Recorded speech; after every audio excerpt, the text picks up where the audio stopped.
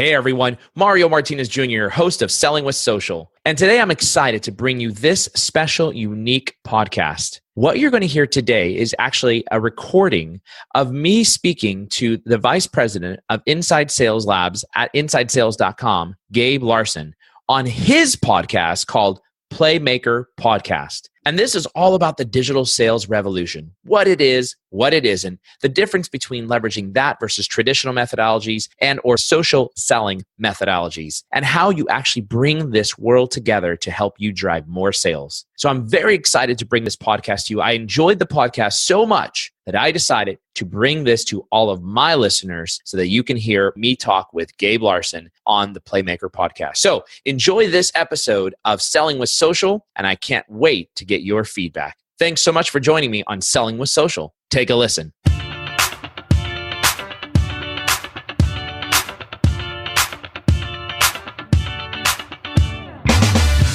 Hey y'all, welcome to Selling with Social, the podcast that helps marketers increase marketing qualified leads, sales reps to shatter sales results, and sales leaders to grow as leaders. Each show, we interview sales, marketing, and social media practitioners, leaders, and influencers to help you connect, close more deals, build stronger relationships with clients, and improve your sales productivity. I'm Mario Martinez Jr. You're now listening to Selling with Social. We're going to be talking digital sales transformation today. We got an interesting guest, Mario Martinez Jr. from the somewhat newly organized Vengreso. Mario, how the heck are you? I'm fantastic, Gabe. I'm so excited to be here on your show, man. Thank you very much for having me. And yeah, you're right. It's actually it's not somewhat, it is new. Is it okay? It's yeah. brand spanking new. Yeah. We're a baby still. We're just a few weeks old. Yeah, is it a few weeks? I'm thinking, is it somewhat new? Yeah, good. So rather than trying to introduce it, I mean, I know you're kind of the chief, the CEO of the Vengreso movement here. Rather than try to do it justice, can you tell us a little bit about yourself and some of the cool things you guys are starting over here at Vengreso? Yeah, no problem. Appreciate that. So just a little bit of background about myself. I spent 20 years inside of sales, born and raised in sales, started out as a then called telemarketer. That was my first job working for a software company and did telemarketing and moved in all the way through sales organizations from the telecom sector, from the consulting sector, infrastructure as a service, SaaS, as well as obviously in the software space as well. And in addition to that, I've spent my entire career throughout from small business through mid-market, through majors, and all the way into globals. And one of my last organizations, I was responsible for managing about $300 million a year in terms of revenue for the global sales organization. My last stop was actually the VP of sales at a software collaboration firm. And I actually there was responsible for launching then what was called a social selling training program. It was really successful, and I was asked by LinkedIn themselves to come and present at their annual users conference. And if you could see my hand, if brand equity looked like a straight line before going to speak at one of the largest social media's users conference, it all of a sudden took this hockey stick approach. And 3 months after I spoke, I actually ended up going out on my own and launching M3 Junior Growth Strategies. And that's what I was doing for the last year and a half until, man, a few weeks ago when I dropped a bomb out on the marketplace and we actually dissolved M3 Junior Growth Strategies along with 6 other companies. And we did a merger, a 7-way merger, and formed Vengreso, which I'm really excited about. And it was about a 9-month-long process in the making. Wow. Yeah. I mean, you kept that pretty well hidden. I got to admit, the bomb was a good word. I talked to a couple people and I don't think anybody saw it coming. So kudos, often with the government and the social it seems like your dirty laundry gets aired whether you like it or not, but good laundry, dirty laundry. I was going to say it was like CIA Secret Service type of code talk, wow. Right? I mean, email, we would have code over email and you had to get your Captain Crunch decoder ring to be able to figure out what we were talking about. Yeah, no kidding. It was actually, no kidding. It was pretty good. It was. That's fantastic. Well, congratulations. I mean, some big heavy hitters. I know joined the club, the Vengreso group, and I'm excited to see some of the work you guys can do around this topic of digital sales transformation, which I'd like to get into in just a minute. So outside of work, outside of Vengreso, man, what's the go-to? What's your vice? not your vice. It doesn't have to be your vice. Anything unique about you or something you really like to do? You jump on trampolines for fun. You run hundreds of miles a day. I don't know, something crazy. Well, I wish I had like a great story to tell you outside of the fact that I'm a super social guy. And people ask me like, what's your hobby? And I say, I'm social. I love to talk. I love to be around people. And they're like, that's not a hobby. I'm like, I swear to God, it is. It really is. I'm telling you, it's a hobby. Like this is what gets me going every single day. Like the ability to be able to interact with people and friends. But, really, it's all about my kids. I've got 2 boys, 7 and 3. My wife, we just had our 9-year anniversary. And right now I'm working on our 10-year. I've had this in what I call our Y board, my Y board. And it was planned about 3 years ago. I promised her I would take her to Tahiti.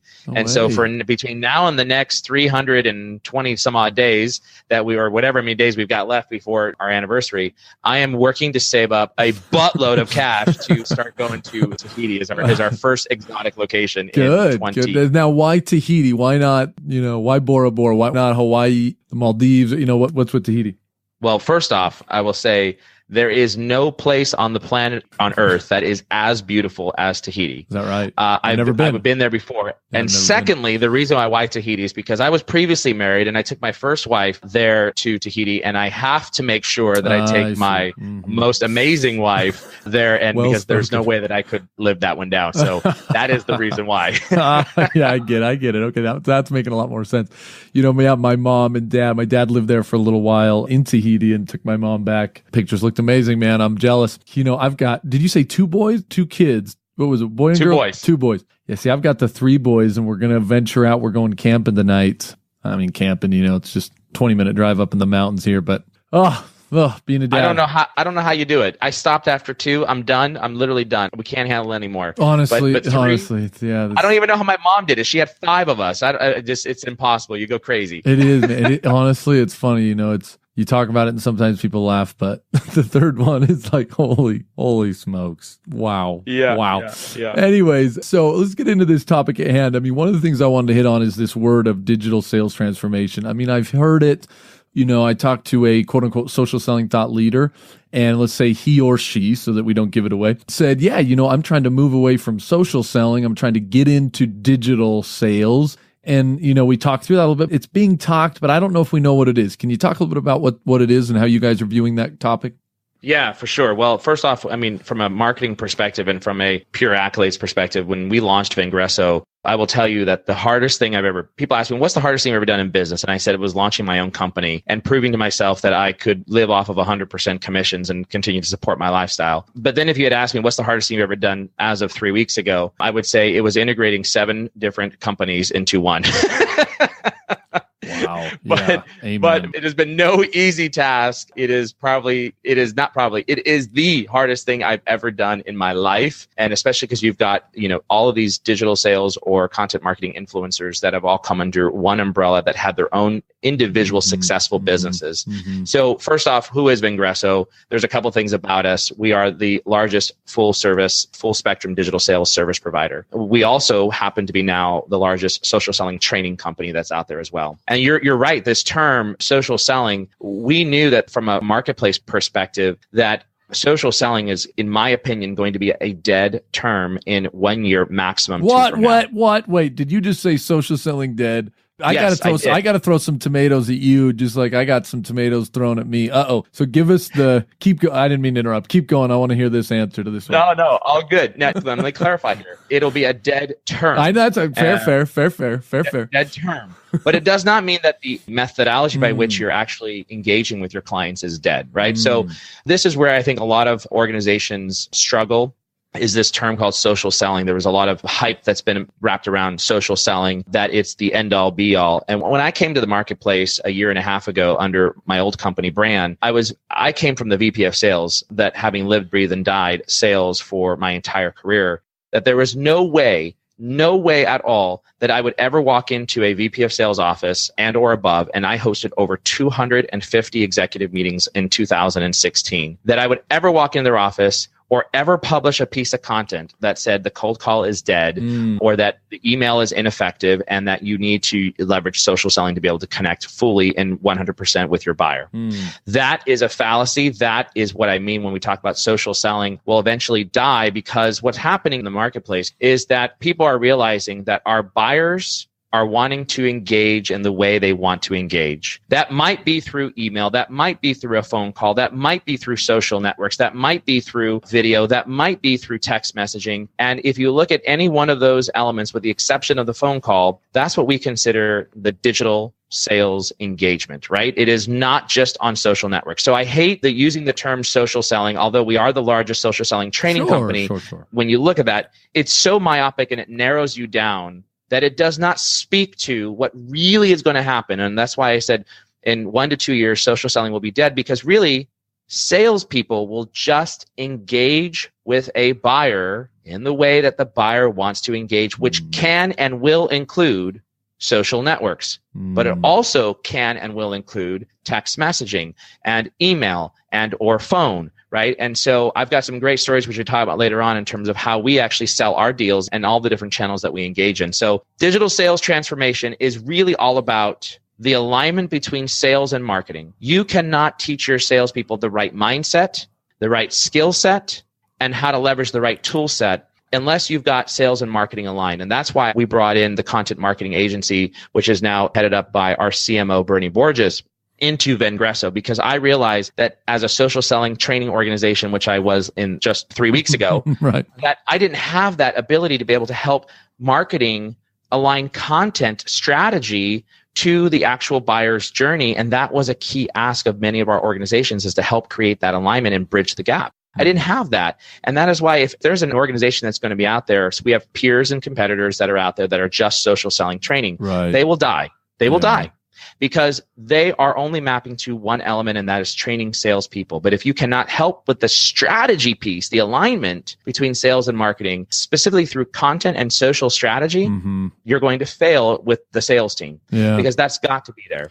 So anyways, I'll pause there and you can ask any more questions. Yeah. Let me throw this out to you, Mario. I mean, one of the things that I've debated with others is this idea, I think one of the problems with social selling in general is maybe we haven't been as clear as we should have been in the idea that there maybe is two different strategies. And let me just give you a quick idea as to what I mean by that. So, oftentimes, you'll have a sales rep and they'll start to go pretty far down this content creation. I mean, heck, they'll maybe even start a podcast. I mean, they'll just start doing digital branding, awareness, marketing type activities. And it can be very effective. I mean, I've had people reach out and say, hey, there was an SDR and this guy started doing YouTube and he started to really make a difference and it really worked. For every success story, there was a failed story. But I think one of the problems is that, you've got these small, medium-sized businesses where there's a lot of leniency for reps to do whatever they want. There's 5 sales reps. I mean, just go do it and try to sell. Then you've got these large organizations. I was at one of these the other day in Seattle, 7,000 sales reps. And if those sales reps started creating their own YouTube channels and started creating their own content and saying whatever they want, they would be fired. It's not allowable just to go and rant and do kind of whatever you want. And so there's, I think, been this, as social has become more popular and got into these larger enterprises where content, you just got to be a little more careful as to how you say whatever you want under the guise of I work at Google or I work at Samsung or whatever it may be. How do you explain or how do you work out this idea of social in the SMB world versus social in the enterprise? Any key differences you see, or am I off on that? Do you see it being the exact same kind of idea? Yeah, that's a good question. So I want to take this back and say, let's drop the idea of the word social. Fair. Let's focus in on the word digital. Okay. How do you digitally engage with your buyers? Look, here's a couple things. I'm going to answer your question, but here are 4 things that we know about today's modern buyer. Number 1, they are digitally connected individual. How do we know that? Every person worldwide, the average number of connected devices is 3.64 devices. That's 3.64 devices that we have connected to the World Wide Web. What the heck do you think they're doing with a connected device that we all have 3.64 devices? They're doing, right? Yeah, they're out there communicating. They're doing something, right? They're all over. Exactly. They're communicating, they're engaging, they are connected in terms of their email, they're connected in terms of their social networks. That's number one. Number two, the thing that we know about our today's modern buyer is that they are socially engaged. In 2008, 24% of the US population had a social networking profile. In 2016, 78% of the US population had a social networking profile, right? Wow. So what does that mean? Well, it means that they're socially engaged on which platforms? Well, that study actually brought in every single social platform. So whether you want to do the dating.com site or you want to talk about the big kahunas. So 78% of the US population. But the big ones we know are YouTube, we know LinkedIn, we know Twitter, we know Instagram and Snapchat are the big kahunas. That's number two, they're socially engaged. Number three, that we know that they're mobile attached. Gabe, you and I have seen this 1,001 times. We go out to a restaurant, we look around the restaurant, and how many people are sitting on their phones at the table with each other not talking? Every day. It is a mobile attached society. For goodness sakes, I've said this before. I'm going to make your listeners laugh. Hopefully they won't cringe. But for God's sakes, we take our phones and sit on the toilet and go through our phones while we're on the toilet. Yeah, you're sleeping next to it. You're using it all the time, right? It's got to be there. You got it. Yeah, we're a mobile attached society. And the fourth thing that we know, we are a video hungry individual buyer and society. Well, how do we know that? Well, we know that we're a video hungry because 78% of all B2B business leaders watch at least one video and share at least one video within their organization at least one time per week. YouTube is the only platform that has grown 100% year over year, and that by the end of 2017, it's predicted that 78% of all consumer-generated internet traffic will be as a result of video consumption. So here's the thing that we know. The facts are indisputable on those four things that I just referenced. So how in the world do we map as a salesperson to those four elements that we know our buyers are engaged on? Social is just one of them. And if whether you're a small biz or a large biz, I love having the discussion with large business VPs of sales that say, oh, if we had our salespeople creating videos, they would be fired. Well, let me ask you a question. Are they fired when they send an email? No. Well, why would you fire them if you send a video? Well, what do you mean? Well, here's the reality. I'm not saying that we need to have our salespeople go out there and aspire to be thought leaders. No. We're finding a way to engage with our buyers that actually is completely different than the way the competition is engaging with them. So utilizing platforms like OneMob, and in full disclosure, I'm on the advisory board for OneMob. I absolutely love it. It's video marketing for sales as opposed to other tools that are video marketing, like a Vidyard tool. So OneMob is entirely focused in on the experience from a sales perspective. Instead of, Gabe, sending a text-based message or response via email, you actually get on a video and send them a video. Right. Now, why would you want to do that? You give them the answer. You're not going to get fired by answering someone's question. You're not going to get fired by sending a one-to-one message that you're going to send it to an individual for an enterprise engagement.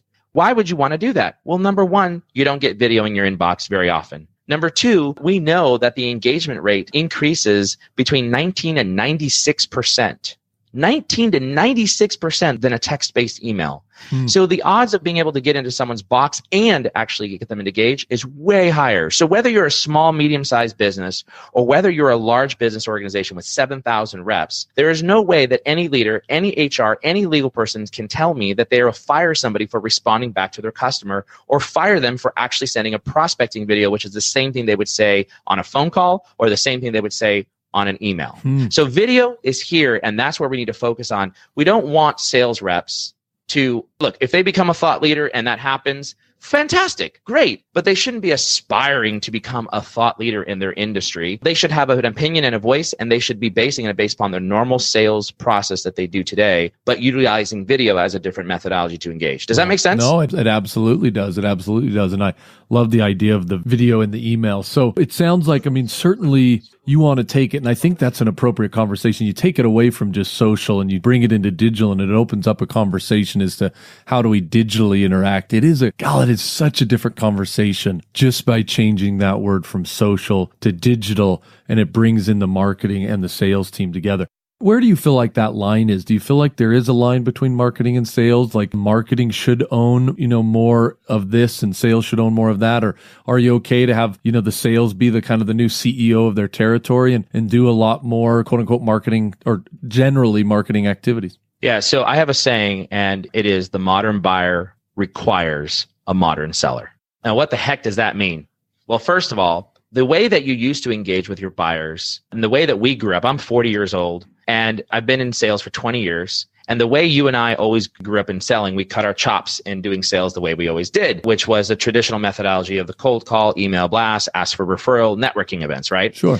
And that's where, unfortunately, a lot of leaders who are director level and above, they're at the 40-year-old mark and above. They're at our age. And what happens is that they are unfamiliar with the territory of digital. They're unfamiliar with the fact that a modern buyer has changed the game on us, and we need to create modern sellers. Those modern sellers should, in fact, 100% has been, will continue to be CEOs of their own individual business. And they will utilize, and they should utilize, the tools that are required and the skills that are required to engage with buyers in the way they want to engage. Case in point. We recently just finished training an NFL team out of New York. And how that opportunity started, Gabe, was I was training another NFL team out of San Francisco. And that organization, Nana Ya, published a picture on LinkedIn of me training their sports sales team. Well, what happened was the director of that NFL team here in the Bay Area liked the picture. So when he liked the picture, it opened up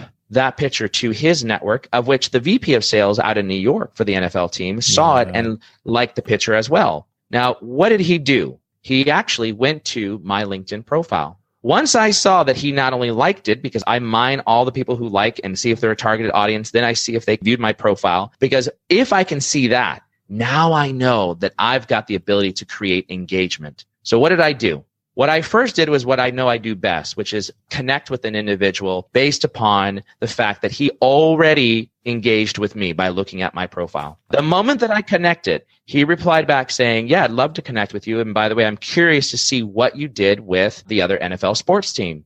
Now, what did I do from there? Your objective as a salesperson is not to keep something online and just email back and forth. You want to move every online conversation to an offline conversation. Soon as you did that, we got on a call, we talked, he liked what we did, and he wanted more information. So how did I respond to him? I sent him a one mob video. That video went to him. He saw it and he said, oh my God, this is amazing. I've never had a video hit my box. How did you do that? I got on another call with him, which was this time a virtual call, video, live video, one-to-one, and we talked through that and how this concept of leveraging video maps into the digital sales ecosystem. That was back in November of 2016. 7 months later, fast forward, we used email, text messaging, phone call, a virtual collaboration, and video-based messages. 5 different methodologies that I did over the course of 7 months to be able to close a deal and sign on that new NFL team. So my point is when we go out and teach sales organizations, it's really focused in on, let's not be stupid and think that it's all social. I don't like that term. I love it. Now, granted, we use it. I don't like that term though. It's about digital and it's about leveraging digital and incorporating that into your sales process. And there's an article that I actually just published this past week on the Vengreso blog called 8 Reasons Why You're Not Growing Sales. And I have an infographic inside there that really speaks to the old sales process and the new sales process, which is what I just described to you, where it integrated all of the things that we do new in the way the buyer wanted to engage with me, right? Text messaging, and leveraged all the old traditional methodologies because those aren't dead. Does that make sense? No, absolutely. Wow, Mario. I mean, still hundreds of questions, but I love the thought process. And like I said, I feel like it's so much more empowering to go down the digital route than the stick in the social route. It just feels like you're limiting yourself when you go that direction. So I can really resonate with that idea of that term dying out as we look to empower reps more as they go down this digital pathway. I've got a handful more questions, which means, Mario, we're probably going to have to bring you back on to talk through this a little bit more. But at the moment, want to be cognizant of time. If someone wants to learn a little bit more about you or Vengreso, get in touch. What's the best way to do that? Yeah, absolutely. I encourage anybody to go ahead and send me a customized LinkedIn connection that's personalized to me. Tell them you heard, you heard the great Gabe Larson on this podcast and myself. So feel free to connect me on LinkedIn, but also go to vengreso.com, Vengreso, vengreso.com. We've got the Vengreso YouTube page. You also can email me, mario@vengreso.com, and they can connect with me that way. But absolutely follow me on Twitter @M_3JR. I'm everywhere, so you can find that information transformation. And I think it'd be great to come back, because the one thing we didn't get really to address, Gabe, is how in the heck do we integrate marketing into this whole process of digital sales transformation? And that's a big one. And that article I referenced about the 8 reasons why you're not growing sales, that article, maybe you can drop it in the show notes, but that actually speaks to some of that as well. No, I love it, man. I love it. Well, I appreciate it. To the audience, remember, success is just one play away. Mario, have a great day. We'll be in touch. Take care. Thanks so much for joining me on that episode of Selling with Social. I hope you found as much value in that episode as I did. Here's what I want you to do next. Please go to www.vengreso.com. That's VENGRESO.com. VENGRESO.com. And make sure that you get access to our content. We've got the latest and greatest in digital sales, sales training, content marketing, and social selling strategies that are going to help you grow your sales pipeline. I look forward to having you on the next show of Selling with Social. Make sure you also go to vengreso.com/podcast to be able to get access to the latest and greatest Selling with Social episodes, along with any of the other episodes that we've got from Social Business Engines with my friend and partner, Bernie Borges, along with Conversations with Phil with my friend and partner, Phil Gerbishak. Thanks again for joining on Selling with Social.